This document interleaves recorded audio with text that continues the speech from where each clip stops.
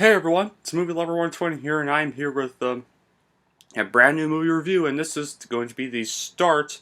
I'm continuing the current series I'm currently doing for movie reviews, but this is going to be the start of the next trilogy of Star Wars, and that's of course for none other than the prequels. Yeah. This one contains episodes 1, 2, and 3, the controversially disliked prequels, but I'm gonna say this, guys. I am not really a hater of these movies. I enjoy these movies. Are they as good as the original trilogy? Well, no, but they're still, they're still. I think they're still good, like origin, origin films. That shows how the whole empire began. So yeah. So our first episode. Let's start off with episode 1, The Phantom Menace. And I'm gonna say this loud and clear. Some people think this is the worst Star Wars movie.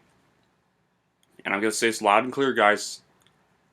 I am not one of those people. I actually love this movie. And I probably just lost all subscribers for saying that, but I don't care. It's my opinion. Anyway, so, around 1983, I think 1 or 2 years after Return of the Jedi, George Lucas still wanted to continue Star Wars, and he originally envisioned it as 9 movies. So he wanted to tell yet another story to keep Star Wars going. He had more ideas planned.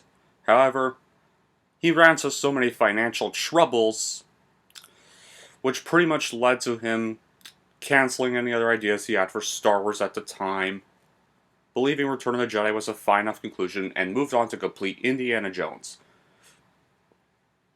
And we all know Indiana Jones, the next movie, Indiana Jones movie, which was The Fall of Raiders of the Lost Ark, would come after Return of the Jedi, and unfortunately around that time, George Lucas's financial troubles were pretty much hurting the movie. They made Temple of Doom too violent, because of all the hell George Lucas, and even Steven Spielberg himself, were going through. But anyway, back on to Star Wars. Eventually, around the 90s, George Lucas decided to return to Star Wars and create a prequel trilogy about how Anakin Skywalker turned into the most feared man of the galaxy, Darth Vader. So yeah, and we got this trilogy. And it kicked off in 1999, 16 years after Return of the Jedi, The Phantom Menace. The movie was released in May 1999, and it made so much money at the box office, at the time it became the second highest grossing movie of all time behind Titanic at the time. When it comes to critics, however, it got bad. Some critics apparently really did not like this one. And some fans even didn't like this one at the time. Now fans are starting to become a little more nicer to it, especially after the terrible Disney trilogy that I pretend does not exist. Fans have gotten a lot more warm thoughts on the prequel trilogy. They're starting to appreciate the trilogy a little more. So, what's this movie about? Well, beginning, I think, around... Hold on. 23 years before the events of A New Hope, the Trade Federation, led by Viceroy Newt Gunray, has issued a blockade against the planet of Naboo in a trade dispute. Jedi Master Qui-Gon Jinn and his young Padawan apprentice Obi-Wan Kenobi are sent to protect Queen Amidala and settle the conflict. Meanwhile, and eventually, they come across a 9-year-old boy named Anakin Skywalker and his mother Shmi, who are slaves on a desert planet Tatooine. So, of course, eventually, Anakin wants to become a Jedi apprentice, and so Qui-Gon makes a deal with Slave Master Watto that Anakin will be free and go to join the Jedi if he wins the pod race. So, of course, the story proceeds on from there. So, yeah. So there are still... So, yeah, I like this movie. I think it's the 6th best Star Wars movie, because there's 2 Star Wars movies that are in 4 and 5 I think are still better than this one, but let's say the good qualities. I still like this movie because Ian McDiarmid, Liam Neeson, and McGregor give great performances as Chancellor Palpatine. Well, Chancellor at the time, before he was revealed to be Darth Sidious, but we all know he's Darth Sidious as soon as you watch this movie, because this is a prequel trilogy. Qui-Gon Jinn and Obi-Wan Kenobi. some epic battle scenes, particularly Darth Maul's 2-on-1 fight with Qui-Gon and Obi-Wan at the end. I think when it comes to lightsaber fights, that probably has to be my fourth favorite lightsaber duel of the series. John Williams has always delivers an excellent score, especially Duel of the Fates. Let's not forget, oh yeah, and Darth Maul. Like I mentioned earlier, Darth Maul is a very terrific character. What sucks is he barely gets any screen time, but like maybe people would have liked this movie better if they gave him way more screen time because he's only in the movie like near the end, but he was definitely a very awesome character. And he does come back in Clone Wars, so yeah. Some neat visuals with some very detailed backgrounds, interesting designs for weapons and vehicles. Though the visuals are dated in comparison to modern films, but I'll get to the bad parts of the visuals in a bit.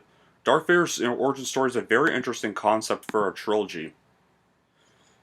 Some interesting characters in Obi-Wan Kenobi, Darth Maul, and Darth Sidious was the highlight of all three prequels. Darth Maul, like Boba Fett before him, proved interesting enough to fans, despite a near-total lack of characterization, that he, like I mentioned, returned in the Clone Wars animated TV series, and Rebels, where he finally met his death at the hands of the elderly Obi-Wan, and of course a brief cameo in the unneeded fanfic side story that ruined the origin of this character, Solo. That ruined the mystery of Han Solo's character, but we don't need to talk about that one. Darth Vader, I've mentioned that one. Their characters are still likable, like Qui-Gon Jinn. Duel of the Fates is a pretty good theme for a battle scene, and they even used that for Revenge of the Sith. And the pod racing scene is also very great. Very phenomenal scene, and we'll admit that. And then there's even a good callback to it when Anakin manages to destroy the main station. Now this is pod racing. Yeah, and now there's, of course, and then this is going to be kind of a controversial subject. People really hate Jar Jar Binks, but not me and several other YouTube buddies of mine don't. Because here's the thing.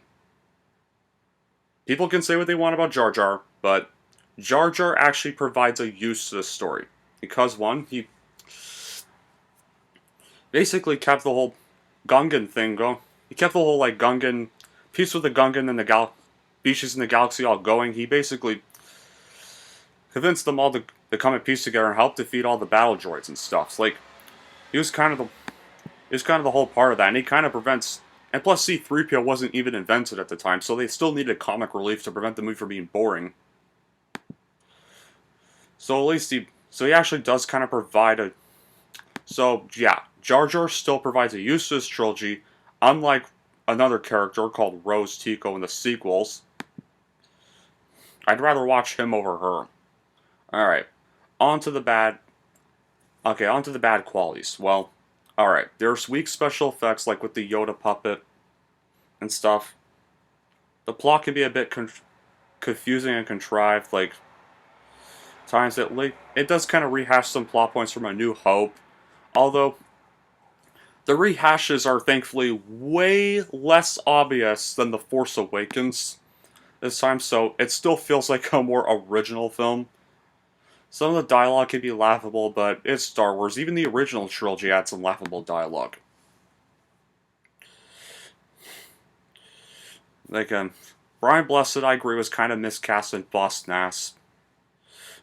Since he's a character with an absurd speech quirk that requires him to be laboriously sound out his lines. The mediocre costume designs for some of the characters. Droid Army is kind of ineffectual, that there's no sense they're actually really a threat. They're kind of idiots, really, compared to the Stormtroopers.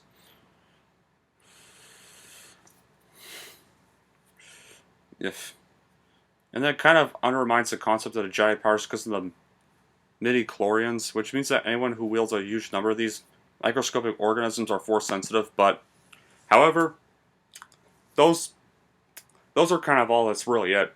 I actually do enjoy this movie for what it is. I think it's a guilty pleasure movie. I think it's a good way to kick off the prequel trilogy. I think people are too hard on it. I mean, yeah, it's not great. It's not the best Star Wars movie, but nothing can top the original. Not even this trilogy could top the originals, guys. But yeah. anyway, that will be it for Phantom Menace, and here's how I'm controversially going to rank it. I am going to give The Phantom Menace an 8 out of 10. Alright, we just finished off our first review for the prequel trilogy, and our next one will be Episode 2, Attack of the Clones. Which I will agree, yeah, it's the weakest of the prequel trilogy, I'm not gonna lie. I don't really enjoy that movie that much as Episodes 1 and 3. But it's not as right, it's not really the worst Star Wars movie, I'm gonna say, but yeah, I do agree it's the weakest of the George Lucas stuff. But still not bad, really. So, sorry guys, if you're wondering, those of you who hate Attack of the Clones, you're probably wondering if I'm gonna bash that movie. Even that one's not gonna get a rant. So, sorry guys. But, like I said, I actually enjoy the prequel trilogy. But anyway, that will be it for this review. Thank y'all for watching, and if you like this and want to see more, then don't forget to like, subscribe to Movie Lover 120.